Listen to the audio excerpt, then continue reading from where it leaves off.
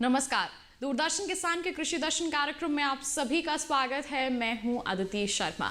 किसान भाइयों बहनों, कृषि दर्शन कार्यक्रम में हमेशा की तरह हम आपके लिए लेकर आए हैं हमारे तीनों सेगमेंट्स, विज्ञान और किसान, कृषि स्टार्टअप और फार्मिंग इंडिया। तो आइए आज के हमारे इस कार्यक्रम की शुरुआत करते हैं और जानते हैं कि क्या कुछ खास है हमारे इस अंक में। तो चलिए शुरुआत करते हैं विज्ञान और किसान से। हम सभी जानते हैं कि कोरोना महामारी के चलते लॉकडाउन चल रहा है, लेकिन ऐसे में भी हमारे किसान खेतों में काम कर रहे हैं और ऐसे में हमारे किसानों को सुविधाएं मिल सके और साथ ही कृषि कार्य से जुड़े अन्य लोगों को भी सुविधाएं मिल सके, इसके लिए केंद्र कृषि एवं किसान कल्याण मंत्री श्री नरेंद्र सिंह तोमर ने राष्ट्रीय कृषि बाजार यानी कि ई-नाम की प्रभावशीलता को बढ़ाने के लिए एक नई योजना की शुरुआत की है। आइए इसी पर आधारित एक खास रिपोर्ट आपको दिखा देते हैं। किसान का उत्पाद वाजिब दामों पर बिक सके और अपना उत्पादन बेचने में सरलता, पारदर्शिता और बिचौलियों की समाप्ति हो सके, इसलिए विगत दिनों प्रधानमंत्री जी के निर्देश पर कृषि मंत्रालय ने ई-नाम प्लेटफॉर्म बनाया था और इसका काफ़ी सार्थक उपयोग संपूर्ण देश में ई कृषि व्यापार में हुआ। इस प्लेटफॉर्म से अभी तक 585 मंडियां जुड़ी थीं। 1000 मंडियों को जोड़ने का लक्ष्य था। आज दूसरे चरण में 200 मंडियां जुड़ रही हैं। कुल मिला के अब ई-नाम प्लेटफॉर्म से 785 मंडियां जुड़ गई हैं। आज इस अवसर पर इस प्लेटफॉर्म पर लॉन्चिंग के अवसर पर व्यापार भी हुआ और इस मौके पर अनेक राज्य वीडियो कॉन्फ्रेंस से जुड़े रहे। पिछले दिनों जब 585 मंडियां ई-नाम प्लेटफॉर्म पर थीं, तब 1 लाख करोड़ से अधिक का व्यापार इस प्लेटफॉर्म के माध्यम से हुआ। 1 करोड़ 66 लाख किसान और 1 करोड़ 28 लाख व्यापारी इस प्लेटफॉर्म पर रजिस्टर्ड हैं। इसका पूर्व में भी काफ़ी फ़ायदा हुआ है और आज जब 200 मंडियां और जोड़ रहे हैं तो अनेक राज्य तो ऐसे हो गए हैं जिनकी संख्या ई-नाम मंडी की 100 से ऊपर पहुंच गई है। राज्यों की संख्या भी बढ़ी है और मुझे लगता है कि वर्तमान परिस्थिति में अब ये 785 मंडियां तेज़ी के साथ काम करेंगी और इस प्लेटफॉर्म के उद्देश्य को सफल करेगी।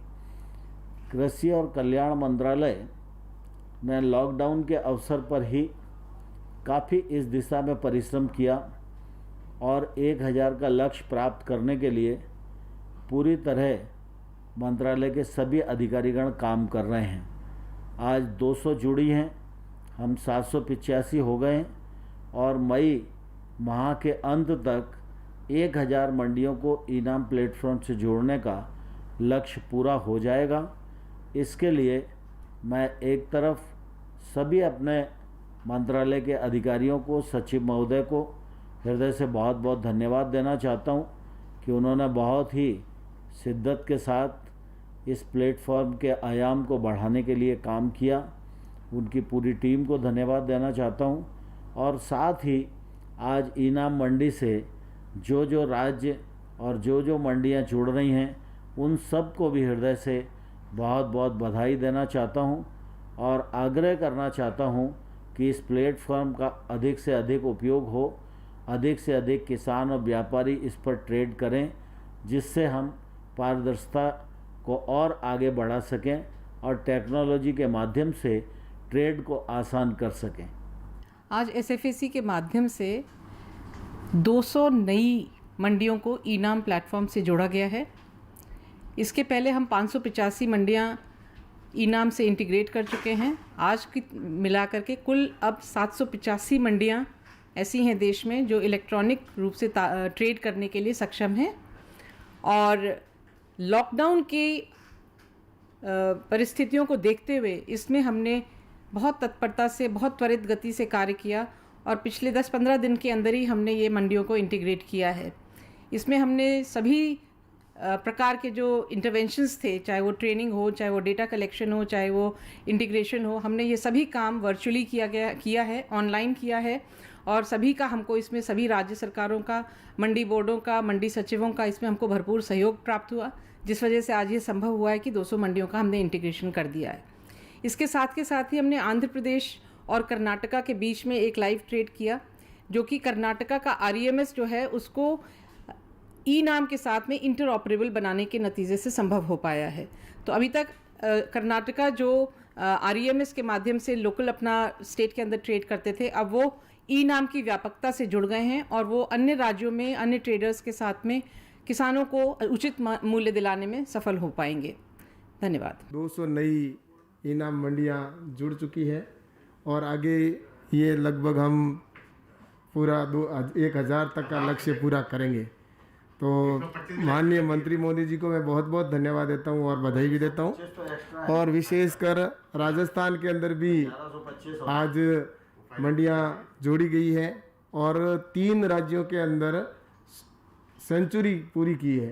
तो वास्तव में बहुत अच्छा काम किया है और इससे आने वाले समय में किसानों को और ट्रेडर्स को लाभ होगा और देश के अंदर भी जो प्रधानमंत्री जी का लक्ष्य है कि हम 2022 तक किसानों की इनकम डबल करेंगे, तो उसके अंदर भी इसका निश्चित रूप से लाभ होगा। और इस कोरोना के समय में जो ये आप सब ने ये किया है, तो निश्चित रूप से इसका हम सबको लाभ होने वाला, देश को भी लाभ होने वाला। तो पुनः आप सबको बहुत बहुत बधाई और हमारे मंत्री मोदी जी को बहुत बहुत धन्यवाद और बहुत बहुत बधाई। और विशेषकर रूपाला जी को भी बहुत बहुत बधाई कि आप हमेशा मार्गदर्शन करते रहते हैं और आज भी आपका निश्चित रूप से इस समय उपस्थिति हम सब के लिए गौरव का विषय। आप सबको बहुत बहुत धन्यवाद। इसी के साथ कार्यक्रम में वक्त हो चला है एक छोटे से ब्रेक का। कहीं मत जाइए, जल्दी हाजिर होंगे और आपको दिखाएंगे हमारा अगला सेगमेंट कृषि स्टार्टअप। बने रहिए दूरदर्शन किसान पर और देखते रहिए हमारा कार्यक्रम कृषि दर्शन।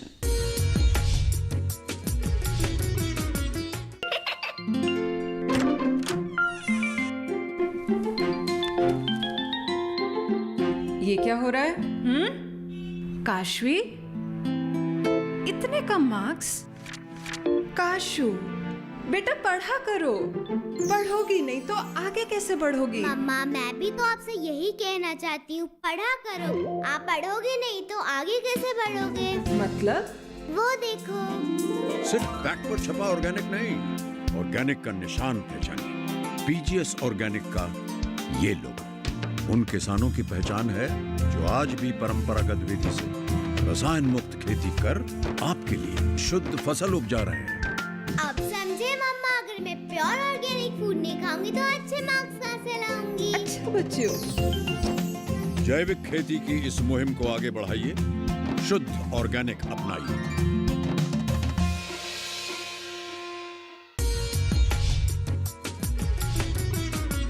ब्रेक के बाद दूरदर्शन किसान के कृषि दर्शन कार्यक्रम में आप सभी का फिर से स्वागत है। अब बारी है कृषि स्टार्टअप सेगमेंट की, जिसमें हम आपकी मुलाकात करवाएंगे सफल उद्यमी किसानों से। आइए तो हमारे सेगमेंट की शुरुआत करते हैं।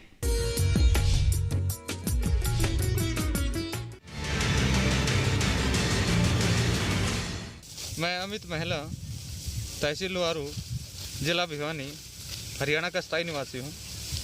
किसान साथियों, जैसे विदित है कि गेहूं की कटाई शुरू हो चुकी है।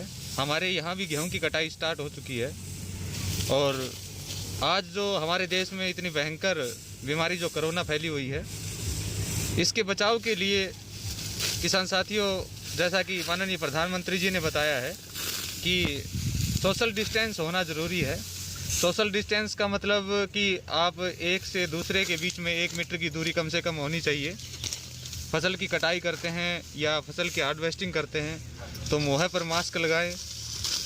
हाथों में अगर ग्लव्स पहने जाएं तो पहने, नहीं भी पहने जाएं तो जो ये दराती आप देख रहे हैं, इस दराती को यूज़ करने से पहले सैनिटाइज करें। सैनिटाइज दराती को करने के बाद अपने हाथ को साबुन और पानी से अच्छी तरह धोएं। जैसे मैं दाती को सबसे पहले दराती को सैनिटाइज करता हूँ, उसके बाद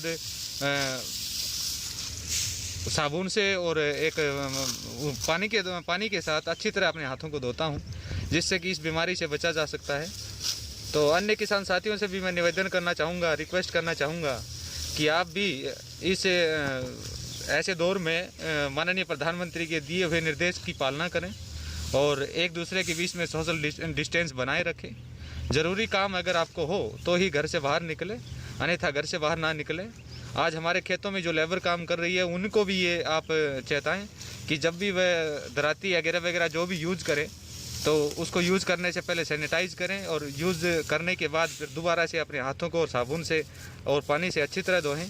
और जो दराती है एक दूसरे को ना छूने दें, जैसे कि मैं नहीं छूने देता, जो मेरी दराती है वो मैं ही यूज़ करता हूँ। इसी तरह अन्य किसान साथी भी इस चीज़ की पालना करें ताकि हम इस भयंकर बीमारी से बचा जा सके। और इसका एक ही इलाज है, वो है सोशल डिस्टेंस, उसे हमें रखना है। और माननीय प्रधानमंत्री जी ने जो हमसे विनती की है, रिक्वेस्ट की है, उसको मानना है और हमारे देश को इस भयंकर बीमारी से बचाना है।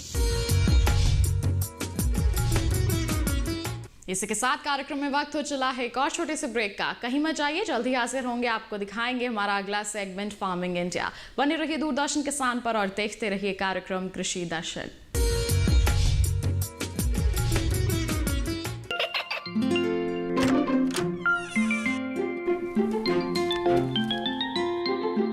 ये क्या हो रहा है?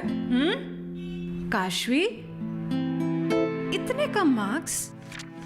काशू, बेटा पढ़ा करो, पढ़ोगी नहीं तो आगे कैसे बढ़ोगी? मम्मा, मैं भी तो आपसे यही कहना चाहती हूँ, पढ़ा करो। आप पढ़ोगे नहीं तो आगे कैसे बढ़ोगे? मतलब? वो देखो। सिर्फ बैक पर छपा ऑर्गेनिक नहीं, ऑर्गेनिक का निशान पहचानिए। पीजीएस ऑर्गेनिक का ये लोगो उन किसानों की पहचान है जो आज भी परंपरागत विधि से रसायन मुक्त खेती कर आपके लिए शुद्ध फसल उपजा रहे हैं। अब समझे मम्मा, अगर मैं प्योर ऑर्गेनिक फूड नहीं खाऊंगी तो अच्छे मार्क्स कहाँ से लाऊंगी? अच्छा बच्चों, जैविक खेती की इस मुहिम को आगे बढ़ाइए, शुद्ध ऑर्गेनिक अपनाइए।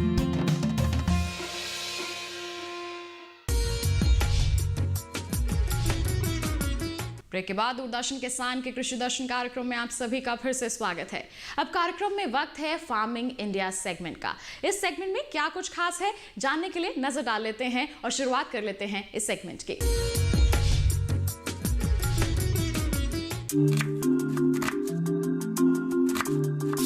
रसोई में लाल मिर्च कोई नई बात नहीं, लेकिन ये मिर्च कुछ खास है। इसका चटक लाल रंग समझिए खतरे का निशान। इसकी खुशबू तीखेपन की चेतावनी। और इसके जायके के बारे में जरा उससे पूछिए जिसने एक बार इसे चखा हो। ये कोई ऐसी वैसी मिर्च नहीं, ये राजा मिर्ची है जनाब, किंग चिली, दुनिया की सबसे तीखी मिर्च। इसके तीखेपन की वजह से पूर्वोत्तर के लोग इसे भूत जोलकिया और बाकी दुनिया घोस्ट पेपर के नाम से बुलाती है। ये वही तीखी मिर्च है जिसने 2007 में अपना नाम Guinness book of world records में दर्ज करा लिया।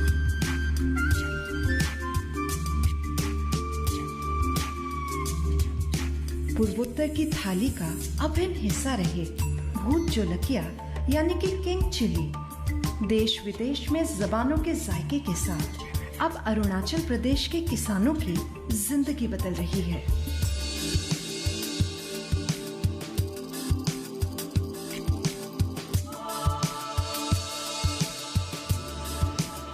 राजा मिर्ची की संभावनाओं को देखते हुए केंद्र सरकार की पहल राष्ट्रीय कृषि विकास योजना ने पूर्वोत्तर के किसानों को राजा मिर्ची की खेती के लिए प्रेरित किया। भूत जोलकिया यानी किंग चिली हम लोग स्वदेश से कर रहा था घर के व्यवहार के लिए। तो बाद में मालूम चला कि ये खेती भी किया जाता है पैसा के लिए। तो हम लोग खेती करने शुरू किया। हम लोग का जो खेती बाबू है हम लोग को फंगिसाइड दिया और अच्छा खासा प्रोडक्शन होने के लिए ट्राइकोडर्मा दिया, और बाद में सॉइल टेस्ट करने के बाद जिंक का डेफिशिएंसी है बोल के जिंक भी दिया। अभी हम लोग का बहुत अच्छा प्रोडक्शन है। अभी हम लोग बाज़ार में 300 से 600 रुपया तक बेच रहा हूँ, और ऊपर से उसका डिमांड भी बहुत है।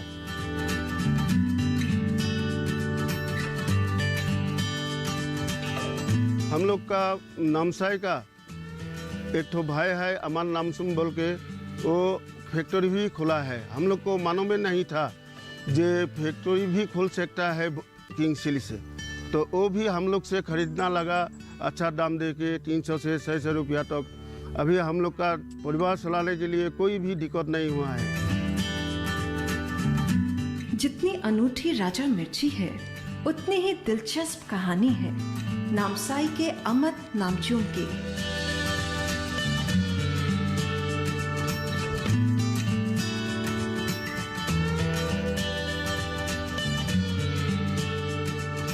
After my graduation, I was searching for a source of income on a regular basis, where I came to know that king chili was a very profitable crop for a farmer. So I approached the state agriculture department, where they gave us training, saplings, mulching sheets, bioagents, chemical and fertilizer free of cost, due to which a bumper production was harvested by me. Around 40 to 80 kilo per round of plucking I harvested. In a season we harvest around 16 rounds. एक खेत से 16 बार फसल मिली तो पूर्वोत्तर की खेती की रंगत ही बदल गई। लेकिन जल्दी खराब हो जाने वाली इस मिर्ची की बम्पर फसल को सहेज कर रखना एक मुश्किल काम था। जरूरत थी एक समाधान की। During the harvesting season, there was a phase where I received huge production of my crop. But due to its short shelf life, I had to opt for a solution where I opted for a machine dryer to store it.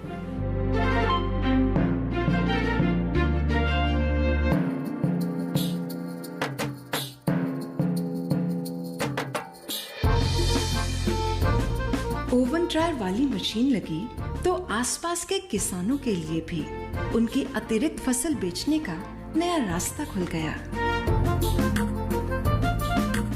कोई बिले जिবিলাক আকৌ থাকি যায় বজাৰত বিক্ৰী নহয় বেছি available ওলায় তেতিয়া মই এটো আহমেদ নামচুঙৰ তেখেতৰ ফেক্টৰীটো মই দিছিলোঁ। এতিয়াও প্ৰায় দিয়ে থাকো কৰি থাকো। তেনে কৰি মই ল'ৰা ছোৱালী পঢ়া শুনাত অসুবিধা নাই হোৱা, কিন্তু ঘৰ চলিবৰ কাৰণে পৰিবাৰ চলিবৰ কাৰণে অসুবিধা নাই হোৱা। किंग चिली हमारे स्टेट की एक इम्पॉर्टेंट क्रॉप है और हमारे किसान भाइयों और बहनों को इसकी कल्टीवेशन के लिए गवर्नमेंट पूरी तरह से सपोर्ट कर रहे हैं। टेक्निकल नॉहाउ दे रहे हैं, इनपुट्स भी फ्री में दे रहे हैं और प्लांट प्रोटेक्शन के तौर पर फंगिसाइड्स भी दे रहे हैं और इंसेक्टिसाइड्स भी दे रहे हैं। इसके अलावा हमारे फार्मर्स को वैल्यू एडिशन के लिए भी ट्रेनिंग दी जाती है। हार्वेस्टिंग के बाद ड्राई कैसे करनी है और प्रिजर्व कैसे करनी है।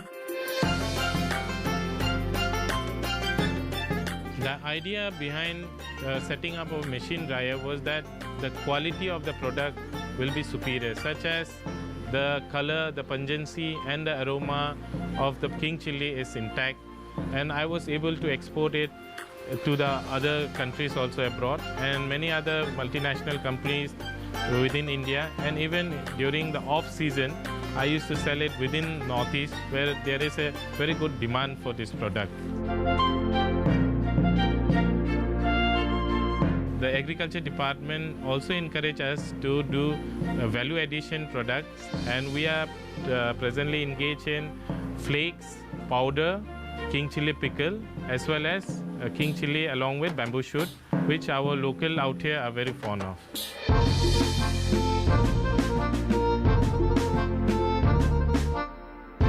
ज्यादा उपज और कम खपत वाली किंग चिली का इस्तेमाल अब पेपर स्प्रे बनाने में होने लगा है। आज किंग चिली स्प्रे भारतीय रक्षा तंत्र का कम घातक लेकिन असरदार हथियार साबित हो रही है। किंग चिली ने अरुणाचल प्रदेश के किसानों को एग्रोप्रेन्योर में बदल दिया। My income from King Chilli per year is 20 to 25 lakhs. And I am very much happy that I opt for King Chilli, due to which I am able to support my family financially and also uplift my fellow farmers who are doing King Chilli cultivation. King chilli के किसानों की ये कहानी पूर्वोत्तर के उस गौरव की कहानी है जो उन्हें मेहनत के दम पर हर बार और ऊंचा उठने का जज्बा देती है। राष्ट्रीय कृषि विकास योजना की पहल से दुनिया की सबसे तीखी मिर्ची बहुत मीठी साबित हो रही है।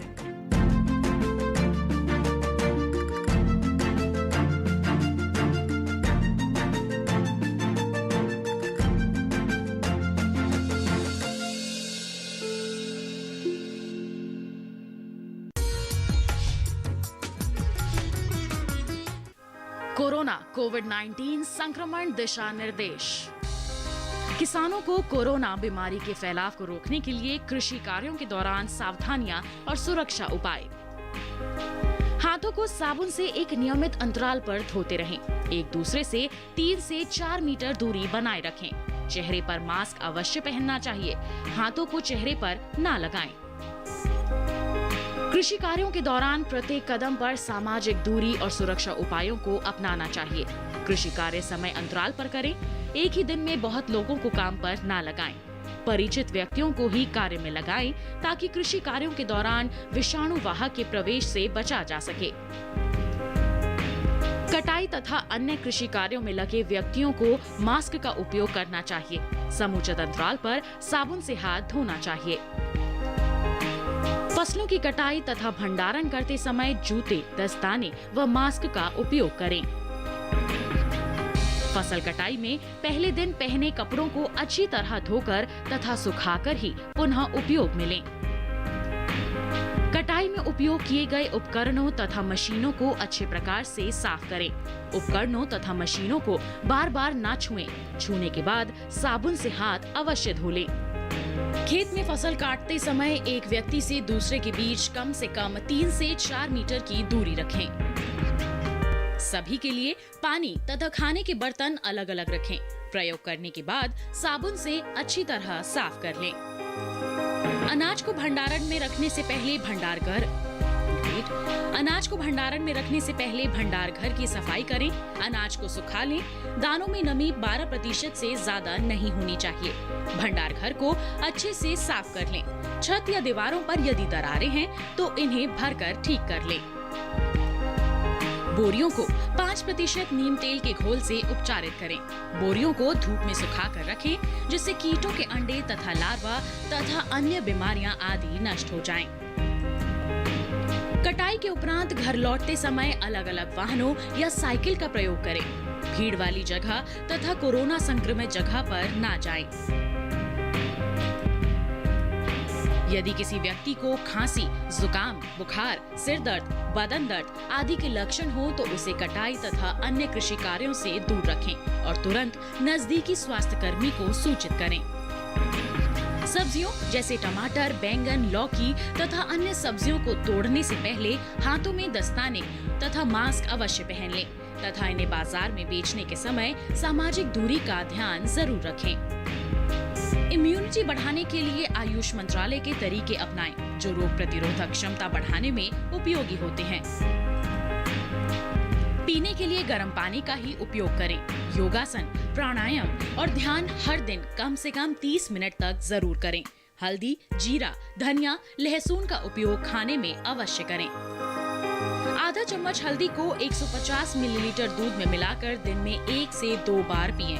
ध्यान रखें, खाना खाने के तुरंत बाद या तुरंत पहले दूध ना पिएं। हर्बल चाय या काढ़ा पिएं। इसके लिए तुलसी, दालचीनी, काली मिर्च, अदरक और मुनक्का एक साथ पानी में उबाल लें और छानकर इस पानी का सेवन करें। स्वाद के लिए गुड़ या नींबू का रस मिला सकते हैं। इसे आप दिन में 1 से 2 बार पी सकते हैं। आरोग्य सेतु ऐप को फोन पर डाउनलोड करें। भारत सरकार का ये ऐप आसपास मौजूद कोरोना संक्रमित लोगों के बारे में पता लगाने में मदद करेगा।